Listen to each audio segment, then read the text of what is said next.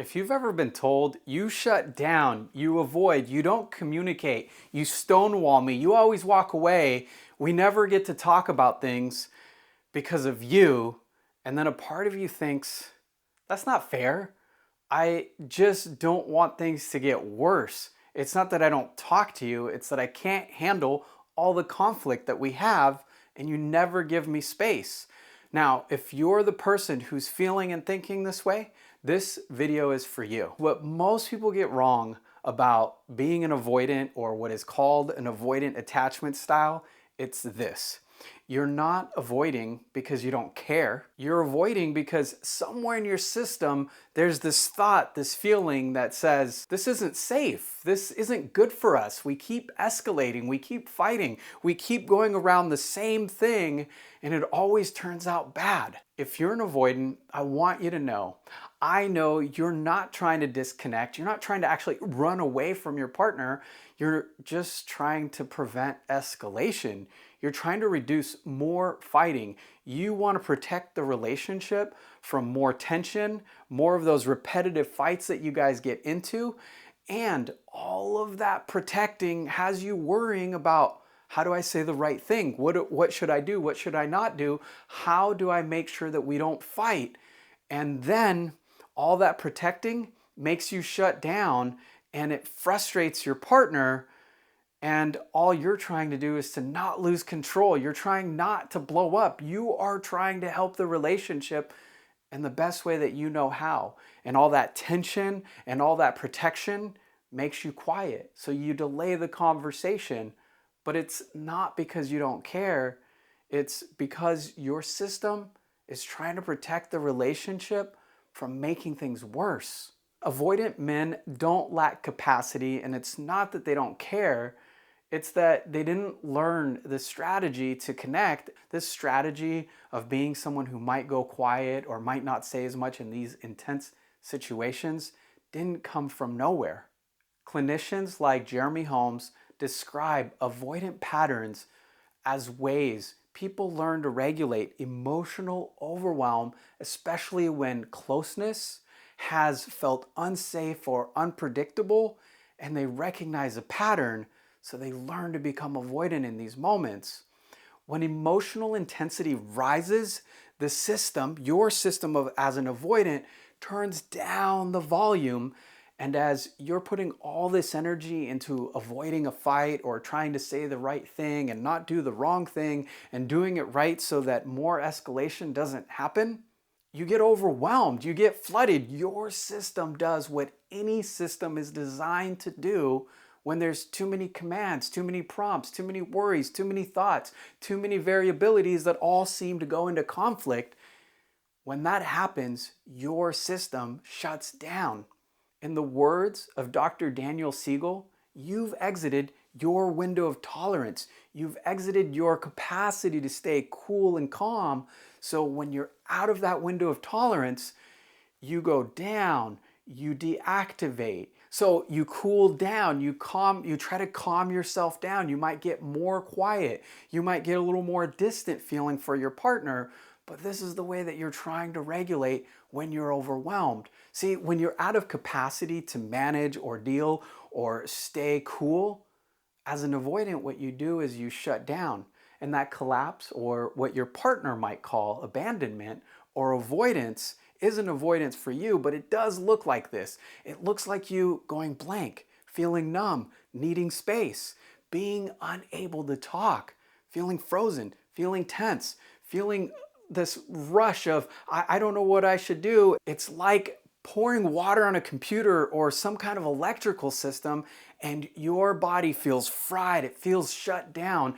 It can't really respond to your partner because it's in a state of overwhelm. The capacity, the ability to be present with your partner isn't there for you anymore because your nervous system, your brain, and all the activity inside you is focused on stay safe, try to avoid a conflict, don't say the wrong thing, say the right thing, manage this moment. And so your system naturally does what you've learned to do, what's been nurtured into you. And what you've learned as an avoidant is that when there's danger, you shut down. maybe more so in the context of your relationship than what you might do with other people. But in intimate relationships, you've learned, get quiet, make yourself small, reduce yourself, don't say anything, try to get it right. And now your system is your system's overwhelmed. And something I want the anxious and the avoidant person to know is that this isn't laziness. This is not a lack of love. This is a safety strategy. And this strategy likely came from how you grew up and how you learned to deal with intense moments in your life and what was role modeled and what you were taught growing up in the early days of your life. And you know what? In many ways, it's worked. In fact, it's a pretty smart strategy if you think about it. There are real moments in life where getting quiet or just stepping back a little bit or not reacting or watching the scene or disengaging a little bit, there are moments where this strategy is the perfect way to go. There are times this is the right move. If I'm being honest with you, this is a skill that I wish I had developed earlier in my own life. You see, as somebody who runs fairly hot, I've gotten into a lot of fights because I didn't step back. I've gotten into a lot of fights because I didn't just zip it for a moment and listen or just disengage and walk away. So there is a time and a place for this strategy. Let's be clear. This part of you, it's not broken. It's not a bad tactic. It's adaptive. And maybe it's just a muscle that is being over applied now. It's a skill or a technique that you're overusing now.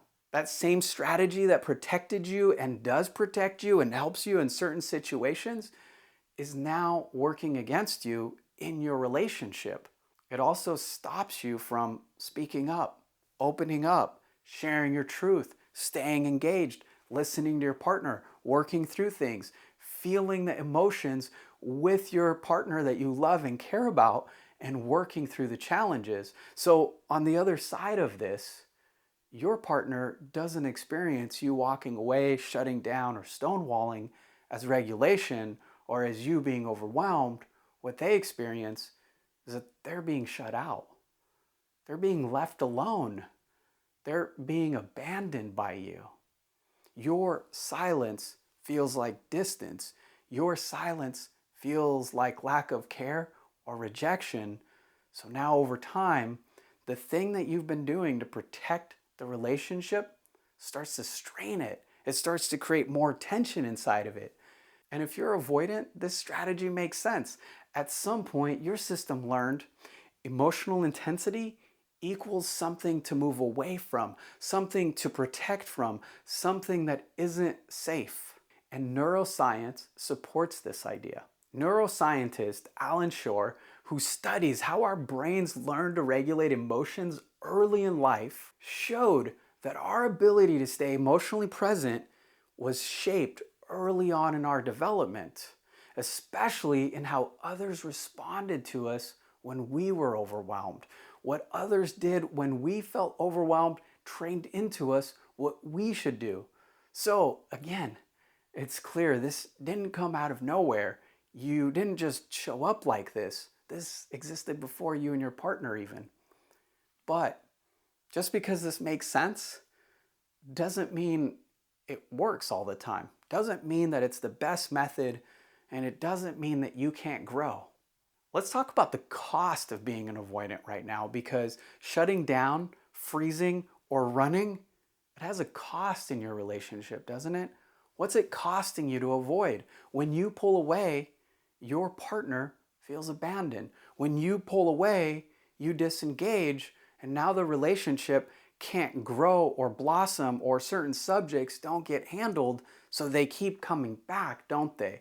And then on top of that, your partner continues to feel being hurt. But look, I know that for you, it's not about you leaving or you consciously saying, I don't care about you, or you intentionally trying to impact and hurt your partner. When you shut down or stonewall, quite often it's something that happens without your conscious control. Neuroscience researchers like Jack Penskip showed that emotions, they aren't just something that you think, they're something that happens in your body. These emotions or these sensations or these reactions that you're having, they are built-in systems that activate automatically, oftentimes without you even consciously controlling them, without you saying, hey, engage, shut down, or try to run away. You just do it. Because for some people, especially emotionally charged conversations, they can overwhelm the body and the brain. So, we need to put in some new instructions. We need to educate not only you and your partner, but you with some new skills so that these talks and these patterns and these ways of disengaging work better so that you can engage with deeper capacity and so that you don't have to keep cycling this anxious avoidant cycle with your partner. Anxious people in avoidance, they have very different mechanisms about what they do when they feel emotionally charged. So while you use deactivating strategies like taking space or getting quiet to try to calm down, your anxious partner uses what we call hyperactivating strategies. Hyperactivating strategies are like leaning in, talking more, showing more feelings, trying to get more vulnerable, trying to connect and talk things through so they move towards you because they're hyper activated. So then they push, they ask, they pursue because their fear is, I'm going to lose you. You're going to leave again. You're going to disengage. This relationship might end if I don't lean in and try to work with you. While you, on the other hand, have deactivating strategies. Instead of getting louder, you get quiet. Your strategies are different. That doesn't make them wrong. It doesn't make you wrong. It doesn't make you or your partner wrong. But because of these strategies, both of you go into these cycles and then you feel misunderstood and both of you end up feeling alone. Dr. Stephen Porges created the Polyvagal theory, and in his work, he shows that the human nervous system is constantly asking, am I safe? And if the answer is no, our bodies shift into a state of protection, which is fight, flight, freeze, or fawn. And for avoidant partners, it's oftentimes freeze, or what your partner might call shutting down. And this doesn't mean that there's something wrong with you. We just need to support growth by helping you increase your capacity to stay present and helping you better communicate when you get overwhelmed and better communicate when you need to take a break in a way that's harmonious to the relationship. Your strategy of getting quiet or walking away or taking breaks is just an over-exercised muscle, and that's okay. Your partner just has the other muscle. So now you two are kind of like two out of balance bodies and you are trying to work against each other. Let's talk about some practical steps of how you as an avoidant can help change this anxious avoidant cycle or the demand withdraw cycle, the pursue and chase cycle. Step one, learn about your window of tolerance. Put very simply, your window of tolerance is that space where you can actually engage, you can be present, and outside of that window of tolerance is where you start to feel shut down, worried about saying the right thing or getting it wrong or the fight ensuing, and it feels like your brain is being overwhelmed with too many different things and it just feels like you can't move and every part of you starts to shut down or wants to run.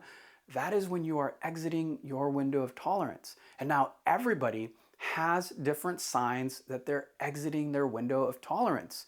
And what I would like you to do, what I recommend that you do, is you get to know what your window of tolerance is. And when you're exiting, what are the signs? What happens in your body when you start to feel overwhelmed by your partner? What happens inside you, whether how you're thinking or how your body is or how your breath is? What happens inside you when you start to feel like right, that shutting down thing, or you start looking down? As somebody who had a long history of avoidance with my wife, see, I had fight with other people. I could fight strangers. I could fight people on the streets. But with my wife, I didn't want to be that guy, so I shut down. So yes, I had that fight and that hyper-activating thing that I could do with other people. But with my wife, I want to keep her safe. I don't want to blow up. So I would become more avoidant. And some of the signs that I was going into that state of overwhelm, or my eyes would start looking down, my responses would be quick and fast. I would say things like, yes, yep, yes, definitely, okay, right? So very quick, sharp answers and no eye contact. And my body would get kind of tense and stiff. What are the signs for you?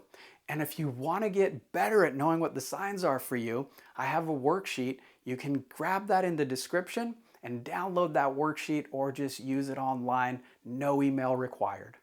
Step 2, share with your partner what happens when you feel overwhelmed, when you are calm. Tell her that you're not trying to avoid the conversation, but that your nervous system is getting very charged and activated. And that when you get in this space, you just need to take pauses, you need to take breaks. Otherwise, your system gets flooded, you get overwhelmed, and then you can't actually engage, and you're so focused on getting it wrong or trying to say the right thing that you can't really be present because you're just worried and trying to protect from having more fights. Once you've identified what your window of tolerance is, and when you're exiting that window, then you can start engaging in step 3, which is begin asking for breaks. Start to initiate intentional and structured breaks. Now, you've probably already tried initiating breaks, but I'm going to teach you a different way to do it so it's not you disappearing or you avoiding and running away. I'm going to teach you a different way to initiate structured breaks so that they work. Now, in my previous video, which the link is up above somewhere here, in my previous video, I talked about how to take breaks and how they work. I want to cover that with you again, but if you'd like to watch that video to learn about this pattern more deeply, click the link somewhere up above here or in the description, and you can watch that video as well. Taking a pause is really helpful for all of us, especially if we're overwhelmed, and it's especially supportive for someone whose nervous system gets flooded or overwhelmed and goes into that state of fight or flight. You've likely already found for yourself that taking a moment, taking a beat, pausing the conversation helps you a lot. It calms your heart rate, reduces the tension in the body, makes you feel a little bit more present. Space isn't the issue, it's the lack of structure and how you take breaks and what those breaks mean when you disappear without a clear sense of when and if you'll ever return. That is what sets your partner's alarms off. It's not taking a break, it's that I don't know when you'll come back. And then their mind fills in the blanks, and unfortunately, any mind left to its own devices can be quite a dangerous, sad, and lonely place. But when you take structured breaks in the way that we're talking about, in the way that I'm going to teach you, it can create safety for you and your partner while you're stepping away. So that means that they don't perceive you as just leaving or abandoning them. Instead, what you're going to start doing is you're going to start communicating, I'm overwhelmed, I'm getting flooded, I need to take a break, and I will return. The way that you can initiate this break is by saying, I'm overwhelmed right now, I need 30 minutes or so that my body will calm down, and then I'll come back. Now, you can make it an hour, you can make it 2 hours. The goal is to say, I need a break, but I will come back, so that your partner isn't afraid about chasing you. Instead, they're waiting for you and they know that you're calming down and that you will engage.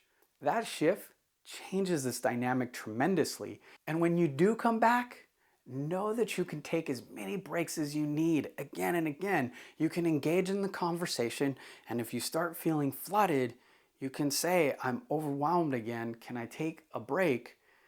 And then you can take that pause, and if you come back, your partner soon starts to learn that when he takes a break, it doesn't mean that it's over indefinitely. It doesn't mean that he's abandoning or leaving me. It doesn't mean the relationship is over. It doesn't mean that we won't ever talk about the issues.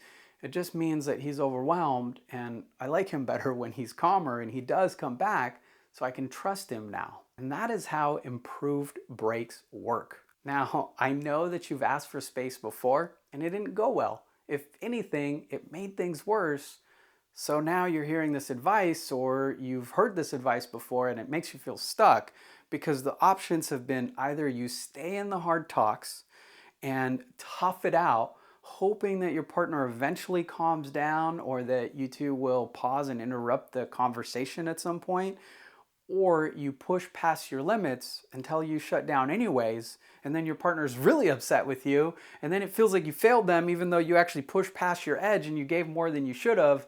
And so what if you do take space and then they chase you and they get more upset and then you feel like the bad guy either way? I get that. I get that that's what's likely running through your mind when I'm suggesting taking a break. But I'm not asking you just to take a pause. I'm asking you to change how you take this break. I'm asking you to change how you engage that break and how you disengage so that you and your partner are doing it together. What you can do is when you two aren't inside of a conflict, you can tell your partner, I take space not because I don't care. I take space so that I don't shut down on you. I take space so that I don't blow up. I take space because as a man, I don't want to explode with my partner. I take space because as your significant other, I do not want to become someone who hurts you and says things that I would later regret. I take space because I'm overwhelmed and I don't know what to do. So, can we make an agreement that when I share with you that I'm overwhelmed and that I need a timeout, can we make an agreement that I will step away, will pause, but I will come back? Even if it's just 30 minutes, an hour, but I will come back. And then when I come back, if I get overwhelmed, I need to take a break again. But I will continue to work through this so that my ability to talk to you increases and so that you know that I do care because I do want to engage. I just know that if I exit that window of tolerance, if I go beyond my edge, if I go beyond my limit, I can't be present with you.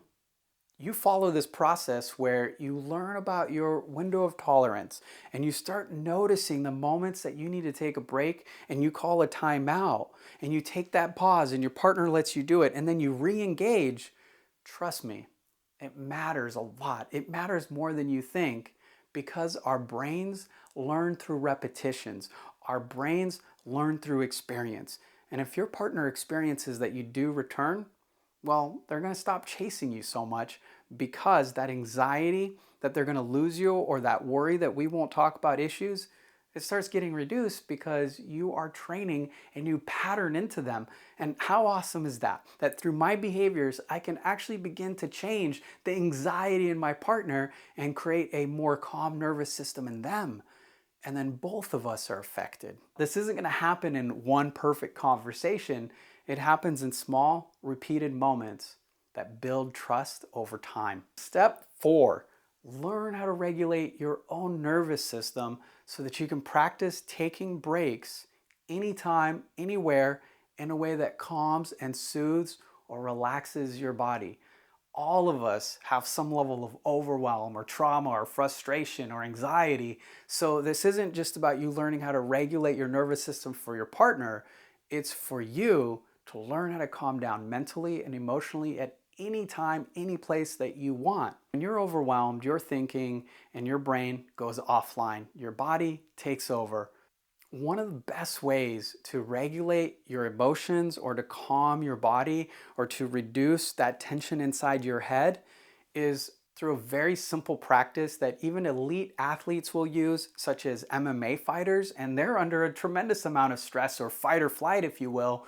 And the best fighters actually know how to calm their bodies down. The best negotiators know how to stay at ease even in tense situations. The best managers know how to manage their emotions so that then they can influence others, so that they can calmly engage even if the situation is tense. So what I want you to practice is something that goes like this.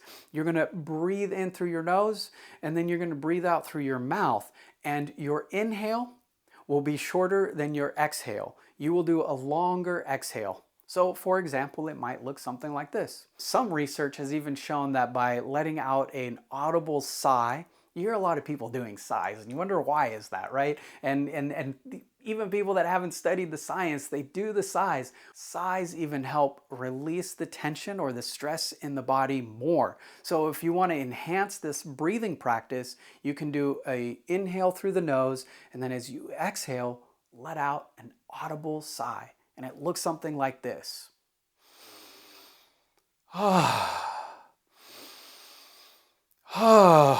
And you can get your body into it if you want. You know, maybe you do this in private, or you know, nobody's even really looking at you anyways, but you can practice doing this. And that immediately calms your body. This is simple, this is free, and the longer that you do that exhale, the more that you're telling your body, I'm safe right now. You can relax. This is free, and you can do it anywhere, anytime. You don't need a phone app. You don't need instructions. Your breath is with you always. Now, another tool is something that you've likely seen EMTs do, or therapists, or psychologists, or hypnotherapists, or maybe you've seen it in movies where somebody's freaking out and a calm friend or a professional says to them, ground yourself, feel your feet on the ground, press your hands together, look around the room, name some items that you see, notice the lights, notice the wind, notice objects. What this practice does is it brings your awareness away from that fear or from that out there anxiety and brings you into the present, where your feet are, where your hands are, where things in the room are, what the light is doing in the room, and then you get more present and your body calms down. When you're taking a break, you can try engaging some of these practices, or you can do it at other times as well. Step 5. Learn some language that helps you name your emotions. Researcher and psychologist Dr. Paul Ekman identified 6 core emotions. If you can name the 6 core emotions, you have enough language to speak universally to anybody about feelings. Anger, sadness, fear, disgust, surprise, and happiness. Those are the 6 universal feelings that, according to most researchers, all humans everywhere in the world experience and are identifiable from culture to culture or person to person. With those 6 emotions, you have enough verbiage to say, I feel sad, I feel happy, I feel angry, I feel frustrated, or you can add other words here too, as well as I feel anxious or I feel angry. When you name your emotions, you reduce the intensity and you give your partner something to connect to, and you help build that bridge that makes them feel less hyperactivated and less anxious. This isn't about you not caring, it's about you learning how to stay, how to pause, and how to return, how to repattern the relationship so that it continues to grow, be healthier, and be safe for you and your partner. You don't need to be perfect. You just want to build more presence. You want to build more capacity to come back after hard discussions. You want to build more capacity to stay engaged with your partner so that they don't feel so abandoned or left by you. And that is something you can learn. And through the steps in today's videos, as well as the worksheet that's down in the links below, all of that will help you build these skills. If you want to learn more techniques and more skills and more insights about how to have a great relationship, be sure to give this video a like, leave a comment, and subscribe. I'll see you in the next one.